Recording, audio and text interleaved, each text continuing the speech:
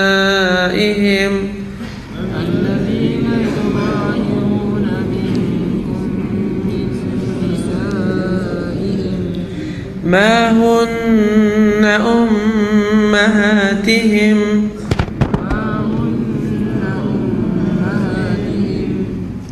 إن أمهاتهم إلا اللائي ولدنهم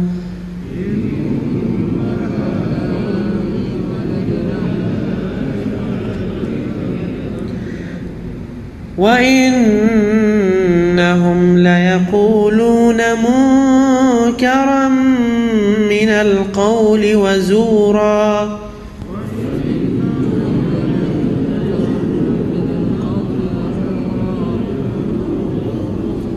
وإن الله لعفو غفور.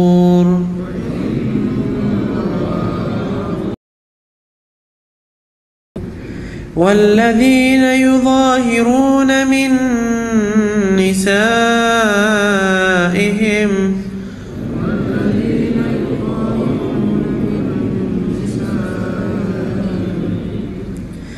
ثم يعودون لما قالوا فتحرير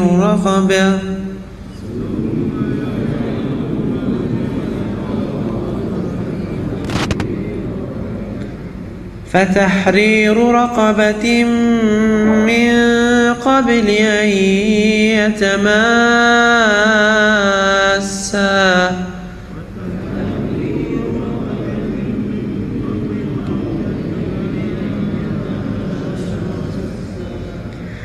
ذلكم توعظون به والله بما تعملون خبير.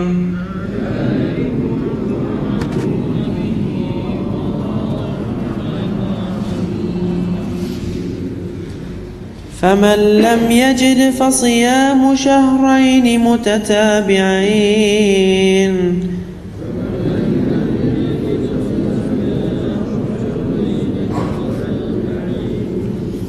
من قبل أن يتماسا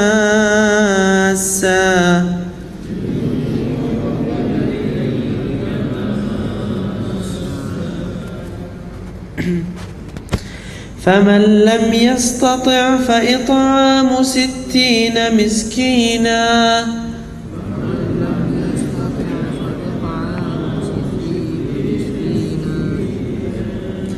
ذلك لتؤمنوا بالله ورسوله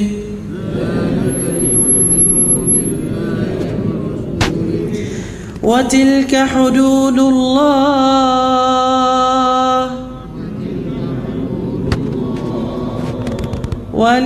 وللكافرين عذاب أليم.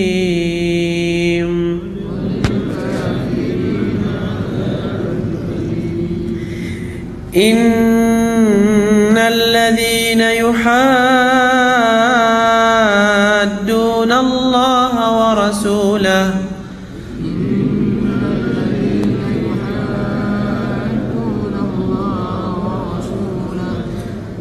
كبتوا كما كبت الذين من قبلهم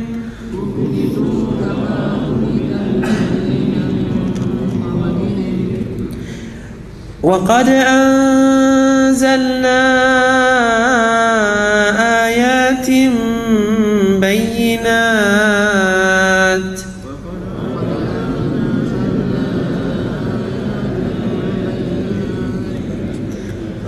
وللكافرين عذاب مهين.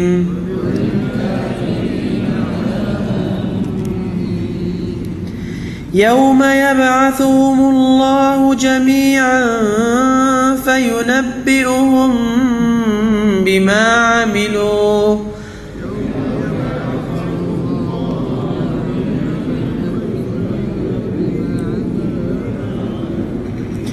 أحصاه الله ونسوه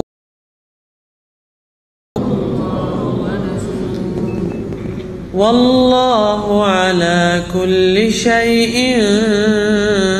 شهيد والله على كل شيء شهيد.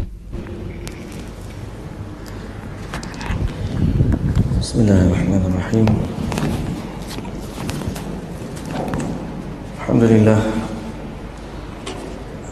لله رب العالمين، والصلاة والسلام على أشرف الأنبياء والمرسلين وعلى آله وصحبه أجمعين.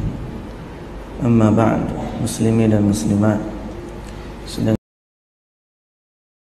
subhanahu wa ta'ala sekalian, alhamdulillah, kita bersyukur pada Allah subhanahu wa ta'ala di atas limpahan rahmat Allah yang memberi kepada kita hidayah dan petunjuk dan memilih kita menjadi sebahagian daripada hamba-hambanya yang bersungguh berqiyam, berzikir, baca Quran di malam-malam yang terakhir daripada bulan Ramadan. Dan hari ini adalah hari yang ke-27. Semalam adalah malam yang ke-27. Dia menjadi satu malam yang diberkati oleh Allah Azza wa Jalla. Malah dia merupakan salah satu pandangan yang kuat yang mengatakan bahawa dia adalah malam Al-Qadar. Banyakkan ramai di kalangan ulama menjadikan 27 ni sebagai malam sasaran mereka. Dalam masa yang sama mereka juga tidak meninggalkan menghidupkan malam-malam lain pada malam Ramadan. Jadi mudah-mudahan sifat kita qiyam pada malam semalam diterima oleh Allah Azza wa Jalla. Pagi tadi pun waktu kita nak datang sini pun dah hujan renyai-renyai. Kita tengoklah, kalau ada tanda-tandanya syukurlah, alhamdulillah. Kalau tak ada, kurang-kurangnya kita telah mendirikan malam-malam. Kalau tak jumpa juga sampai malam, orang 10 malam tu, kalau sampai habis Ramadan pun dia tak nampak tanda, mana dia telah menghidupkan 10 malam, alhamdulillah. Baik tuan-tuan, puan-puan yang dirahmati Allah Subhanahu wa taala sekalian. Semalam kita baca tentang cerita sebab nuzul surah Mujadilah yang berlaku antara Khawlah binti Tha'labah dengan Aus bin Samit, seorang sahabat dari kalangan Ansar yang telah melakukan hukum zihar. Itu zihar ni menyamakan isteri dengan orang-orang yang haram bagi dia. Baik, lalu Allah Subhanahu wa taala sebut dalam ayat yang keempat, wa tilka hududullah, itulah dia sempadan-sempadan Allah, walil kafirina azabun alim, dan bagi orang-orang yang kafir ingkar azab yang sangat pedih. Azab yang sangat pedih. Baik, jadi ayat yang kita baca hari semalam cerita tentang khawlah, cerita tentang zihar, cerita tentang kafarah kena dengan istita'ah, kemudian turun dan sebagainya, sampailah kepada memberi makan fakir miskin selama 60 orang. Maka ayat-ayat itu, ya rahmukallah, ada beberapa hukum yang terkandung berkaitan dengan zihar dan juga berkaitan dengan ayat yang dibacakan semalam. Yang pertama, ayat-ayat semalam menceritakan tentang perhatian Allah Azza wa Jalla terhadap hamba-hambanya. Allah Azza wa Jalla tidak akan membiarkan hamba-hambanya dalam keadaan yang sia-sia. Allah Azza wa Jalla tidak akan membiarkan hamba-hambanya dalam keadaan sia-sia. Malah apabila seorang itu mengadu kepada Allah, Allah akan dengar pengaduannya, dan Allah juga berkuasa dan berkehendak untuk memakbulkan permohonannya. Dalam kisah Khawlah, baru saja dia mengadu kepada Nabi, tiba-tiba turun ayat Al-Quran yang memberi jawapan kepada masalah yang dihadapinya. Maka Allah Azza wa Jalla jangan pernah kita kata Allah tak dengar yang kita kata. Dah. Mungkin boleh jadi Allah tak bagi lagi je, atau Allah tahu lebih baik daripada apa yang kita minta, lalu dia bagi yang tu, kita tak perasan pun Allah bagi sebagai ganti. Nabi SAW kata seorang hamba apabila dia berdoa kepada Allah, maka permohonan dia antara tiga. Sama ada Allah kabulkan permohonan itu sebagaimana yang dia doakan. Yang kedua, atau Allah Azza wa Jalla tangguhkan dia sehingga waktu yang sesuai bagi dia. Macam anak nak minta lesen kereta, umur berapa? 11 tahun. Tengok ayah nak ambil lesen kereta, bukan tak bagi, tapi belum sampai masa. Umur 18 tahun ambillah, nak ambil tak ada masalah. Betul tak? Jadi Allah Azza wa Jalla ada perkara yang dia minta Allah Ta'ala tak bagi sekarang, tapi bagi kepada masa yang akan datang, sama ada dunia ataupun hari akhirat. Yang ketiga, kata Nabi SAW, atau Allah ganti dengan sesuatu yang lebih baik daripadanya, atau Allah halang sesuatu yang buruk semisal dengan permohonannya. Itu tukar sesuatu yang baik senilai dengan apa yang dia minta, atau Allah halang keburukan daripada dia senilai dengan kebaikan yang dia minta. Allah Azza wa Jalla lebih tahu apa yang baik ke atas hamba-hambanya. Cuma di saat kita minta tak dapat, kadang-kadang kita tak berasa bahawa Allah ganti dengan sesuatu yang lebih baik, atau Allah hindarkan kita daripada musibah yang menimpa. Jadi kita kena yakin bahawa Allah itu sifat dia Maha mendengar, dan sifat dia Maha menjaga hamba-hambanya. Baik, itu hukum yang pertama. Yang kedua, hukum zihar. Zihar ni menyamakan isteri dengan orang yang haram bagi dia. Maka dia berlaku hanya kepada isteri. Kalau hamba jadi ke tak jadi hamba? Hamba ni dia tak ada ikatan perkahwinan, cuma dia halal untuk tidur sekali dengan hamba. Maka bila dia sebut kamu ni serupa ibu aku, dia tak jadi zihar, tapi dia telah jadi kafar, dia telah jadi al-yamin, sumpah biasa. Dan dalam bab tu dia kena bayar kafarah sumpah sebagaimana sumpah biasa, bukan kafarah zihar, bukan kafarah zihar. Baik. Yang ketiga, zihar ni berlaku kepada orang yang sudah sah menjadi suami isteri. Kalau belum lagi jadi isteri, tak payah duk zihar banyak-banyak, tak apa. Sekali pun tak jadi, 10 kali tak jadi, nak jadi macam mana? Sebab belum kahwin lagi. Macam orang nak tolak, tak kahwin lagi, dia kata dia ceraikan kamu 1000 kali. Dia pun senyum. Mu nak cerai mana? Kahwin tak lagi. Kahwin tak lagi, macam mana nak jatuh hukum cerai? Tak jadi. Sama dengan zihar. Zihar ni hanya berlaku kepada wanita yang sah menjadi isteri. Kalau belum lagi jadi, maka tidak menjadi satu kesalahan lah bagi dia nak menyamakan dengan ibu ataupun sebagainya, sebut dia ni serupa dan sebagainya. Baik. Li'annaha la tadkhul fi nisa'ihi waqta adh-dhihar kama la yasihhu talaquha. Sebagaimana tidak sah talak, maka tidak berlaku zihar bagi wanita yang belum sah menjadi isteri. Baru bertunang aja zihar dah. Ni pakai tak payah dah. Salah sebut, dia kata. Kalau salah sebut pun kena bayar kafar. Baik, hukum yang seterusnya, hukum zihar. Apa hukumnya? Zihar tu sendiri harus makruh ke haram? Makruh ke haram ke harus? Jawapan dia hukumnya haram. Karena Allah Azza wa Jalla menamakan wa innahum la yaquluna munkaran minal qaul wa zura. Allah menamakan perkataan itu sebagai perkataan mungkar dan juga dusta.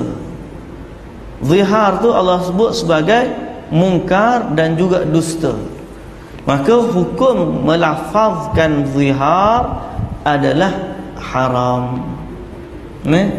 Adalah haram, dan dia bukan perkataan yang sewenang-wenangnya boleh kita nak melafazkan.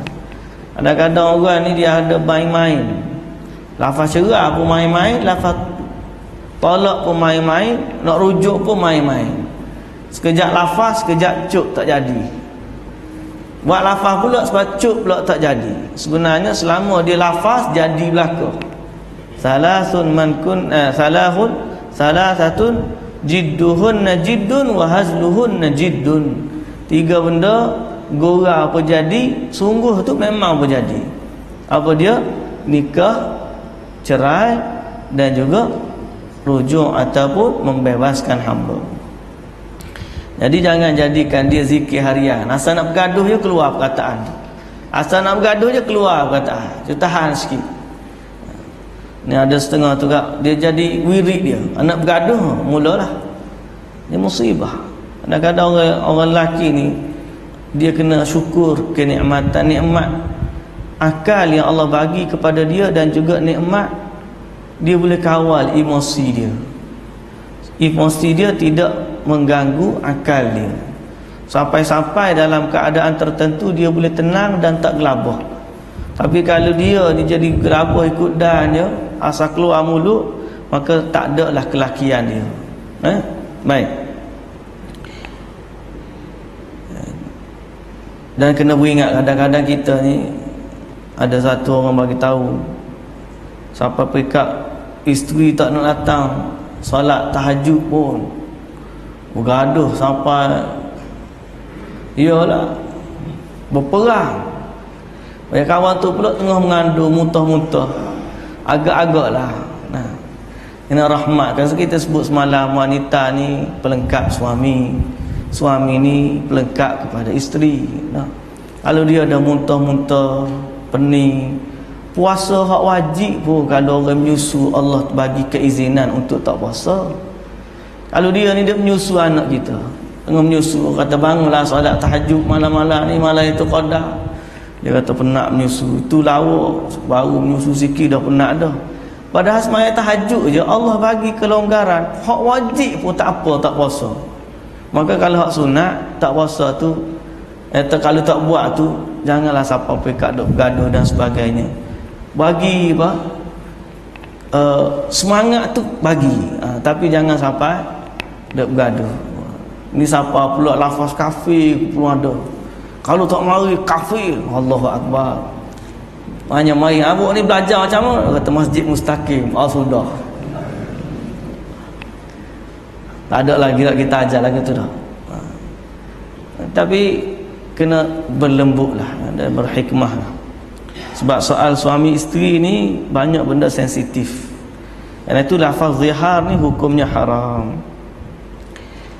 Yang seterusnya, dimakruhkan juga seorang lelaki suka-suka panggil isteri dengan panggilan manja yang menyamakan dia dengan orang-orang yang haram bagi dia. Dia panggil ke isteri dia Ummi. Ummi tu, Ummi. Memang anak panggil Ummi, ayah jangan panggil Ummi. Dah anak dia panggil Ummi. Ummi. Ayah pun panggil Ummi juga. Ummi. Sudah.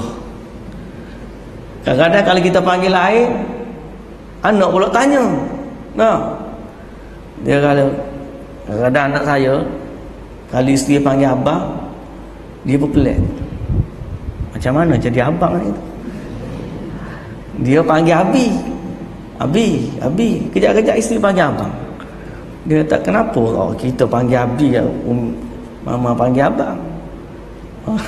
Jadi pelik. Tapi tak apalah, dia belajar. Ni kita ni nak raih anak, siapa perikat hak anak panggil Umi, kita pun panggil Umi juga. Orang dulu dia panggil Umi tu boleh juga, tapi dia letak nama anak belakang. Contohnya Ummu Abdillah, nah, ataupun Ummu Aisyah, anak dia nama Abdillah contohnya. Ataupun Anas, anak dia nama Anas, dia panggil ke isteri dia Ummu Anas. Mak dia tu, dia bubu dia. Mak dia bukan mak kita, mak dia kata. Mak dia tu mari sini kejap. Mak dia bukan mak kita. Betul dah tu. Tapi kalau panggil perikat Umi, mama mari sini mama. Sudah. Tu mama siapa tu? Mama awak tu duduk kampung tu. Tu mama anak. Kalau panggil mama anak tu, tak apa, betul lah. Orang kita ni kadang-kadang romantik tak bertempat. Dan panggil tu panggilan manja lah konon-kononnya. Nak panggil sama macam anak panggil. Tapi hukumnya makruh. Kalau dia niat di saat dia lafazkan begitu, hukumnya haram, maka jadilah zihar. Nah. Baik. Ataupun dia panggil ya ukhti, wahai saudara perempuanku. Jadi tak payahlah panggil panggilan yang betul. Panggil ummu fulan atau ummi fulanah, ataupun panggillah panggilan lain. Nak panggil sayang ke, adinda ke, banyak lagi panggilan lain yang boleh panggil, yang melarikan dia daripada hukum zihar. Baik. Hukum yang seterusnya ialah hukum bayar kafarah, bukan kerana perkataan zihar itu, tapi kerana dia nak kembali kepada asal. Jadi bila nak kembali kepada asal, itu yang diwajibkan kafarah. Adapun dosa zihar, haramnya itu, maka dia kena istighfar kepada Allah Subhanahu wa ta'ala. Hukum kafarah tu adalah supaya dia dapat kembali semula kepada isterinya sebagaimana sebelum dia melafazkan zihar. Dan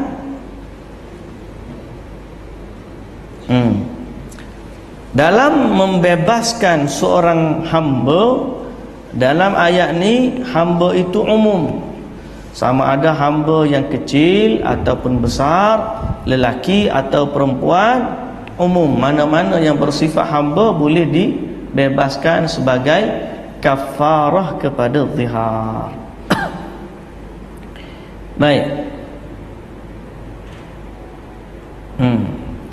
Dan kalau dia bayar kafarah, dia mesti habis bayar baru dia boleh sentuh isteri dia. Tidak boleh menyentuh sebelum selesai bayar kafarah. Contohnya membebaskan hamba, tak apalah, selesai sekali. Tak mampu hamba, dia kena buat apa? Puasa 2 bulan berturut-turut. Makna selama 2 bulan itu dia tak boleh sentuh. Jangan puasa 3 hari, dia kata tak apalah, kurang 3 hari dah, ada lagi 60 hari itu tolak 3 hari, 57 hari. Jadi dah boleh dah, pasal dia dah start bayar kafarah lah. Sampai tamat 2 bulan berturut-turut habis, baru dia boleh sentuh isteri dia. Sebab Allah tahu kalau bagi awal apa kata habis hak denda tu. Dia kata dah boleh dah. Jadi ada hikmah di sebaliknya, la'alla al-hikmata fi wujubil kaffarati qabla al-masis anna dhalika ad'a li ikhrajiha. Fa innahu idha ishtaqa ila al-jima' wa 'alima annahu la yumkinu min dhalika illa ba'da al-kaffarah badara li ikhrajiha. Kerana hikmahnya dia menjadikan seseorang itu semangat dan kuat untuk bayar kafarah. Jadi setiap kali ada keinginan untuk bersama dengan isteri dia, maka dia akan bayar kafarah dia supaya cepat habis. Supaya cepat habis. Yang seterusnya ialah la budda min it'ami sittina miskinan. Falau jama'a ta'ama sittina miskinan wa dafa'aha li wahidin aw akthara min dhalik duna sittin lam yujiz dhalika lianna Allah qala fa it'amu sittina miskina. Berkata Imam As-Sa'di, mesti bagi makan 60 orang fakir miskin. Kalau dia kumpulkan makanan 60 orang tapi bagi kepada seorang fakir, maka itu tidak boleh. Ataupun dia bagi kepada 20 orang atau 30 orang, tak boleh. Dia mesti dibagikan kepada 60 orang miskin. Itu antara hukum yang ada berkaitan dengan zihar. Muslimin dan muslimat sidang Jumaah yang dirahmati Allah Subhanahu wa taala sekalian. Kemudian Allah Azza wa Jalla sebut dalam ayat yang kelima, innal ladzina yuhadduna Allah wa rasulahu kubitu kama kubital ladzina min qablihim. Hujan. Sesungguhnya orang yang menentang Allah dan Rasulnya, mereka akan dihinakan. Mereka akan mendapat kehinaan sebagaimana orang-orang yang sebelum mereka telah mendapat kehinaan. Dan sesungguhnya kami telah menurunkan bukti yang nyata, dan bagi orang yang kafir azab yang sangat menghinakan. Azab yang sangat menghinakan. Kemudian Allah Ta'ala kata, yauma yab'athuhumullahu jami'an fayunabbi'uhum bima 'amilu. Hari di mana Allah bangkitkan semua mereka itu, lalu diberitakan pada mereka apa yang mereka amalkan. Rupanya kita pun kadang-kadang tak tahu, tak ingat. Hak kita sebut ni, kita pun kadang-kadang tak ingat. Bukan ustaz ada ajar dah belum ni, dia kata tahu tak ingat. Kadang-kadang jumpa orang, ustaz kita jumpa dah tak? Allahu Akbar, mana kita jumpa minta maaf banyak, tak ingat.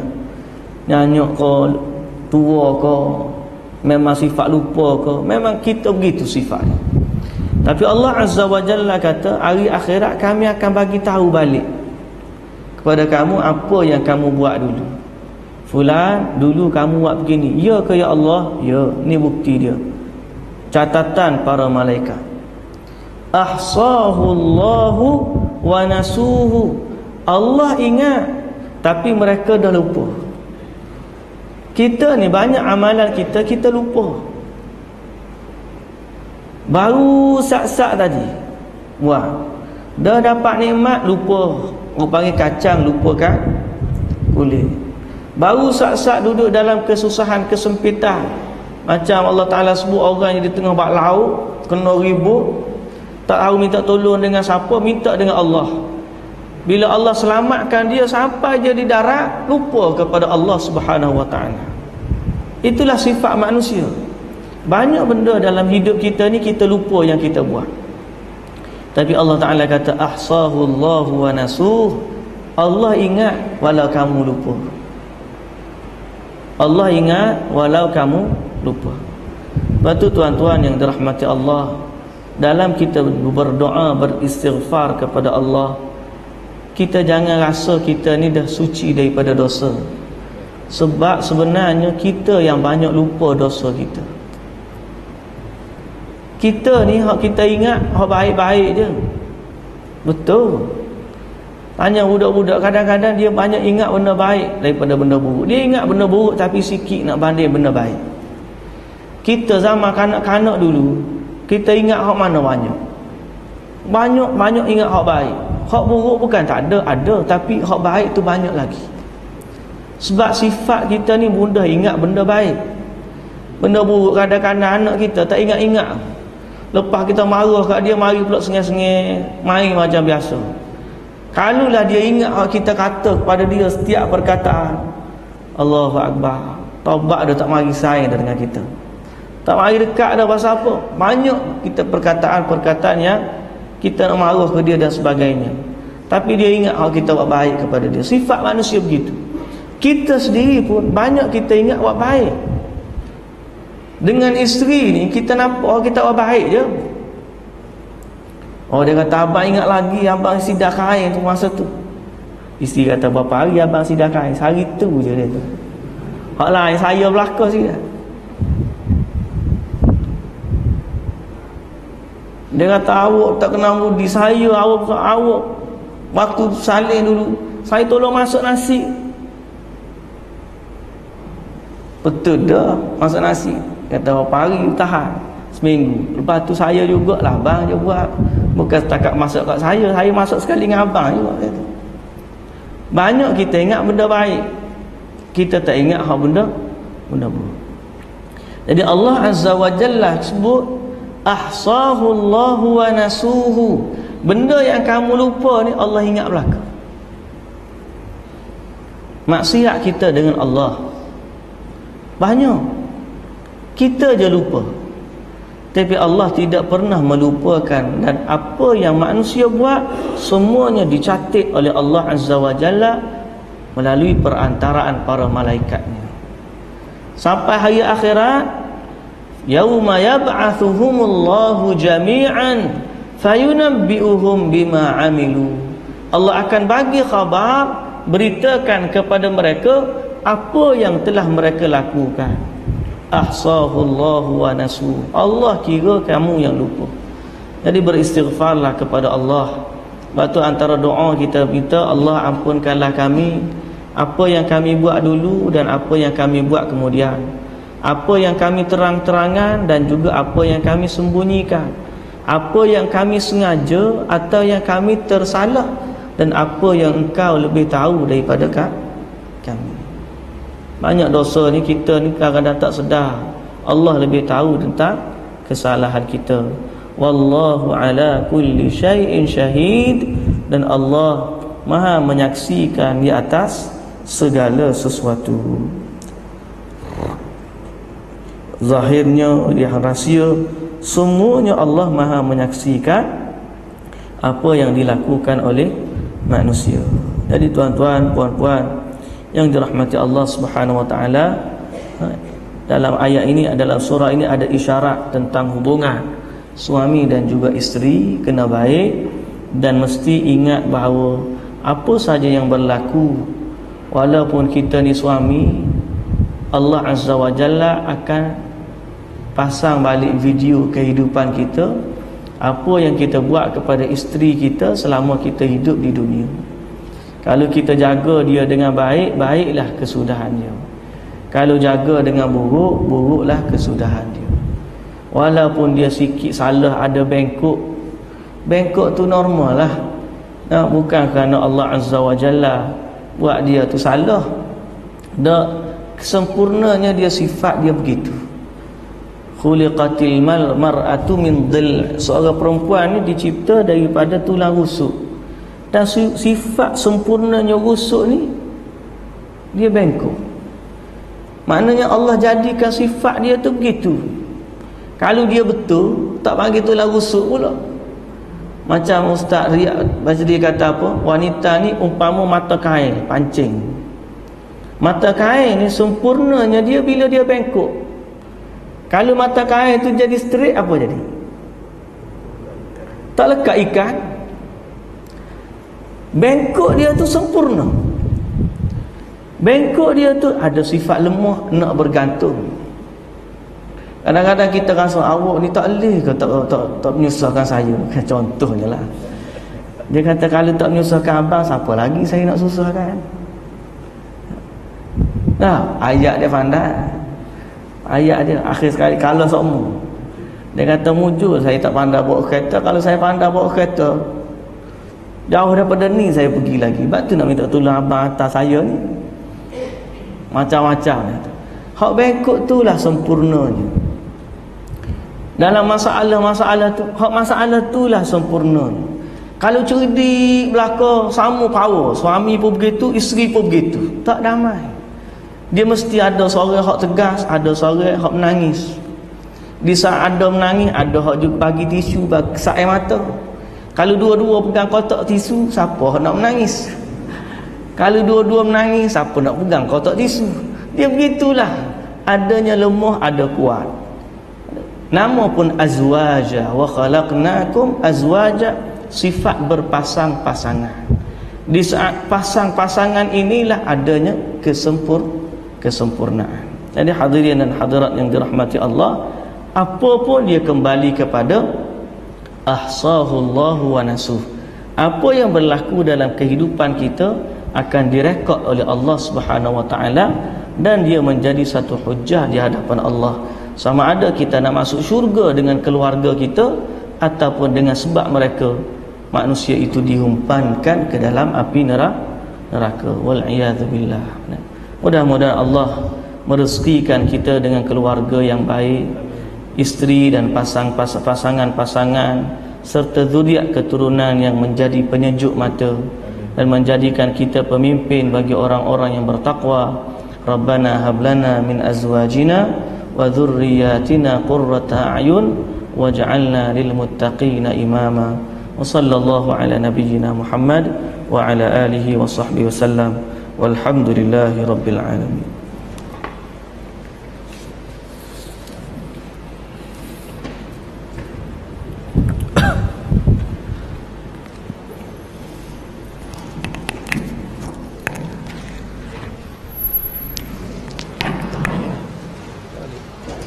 Bila? Ada lagi. Gaya.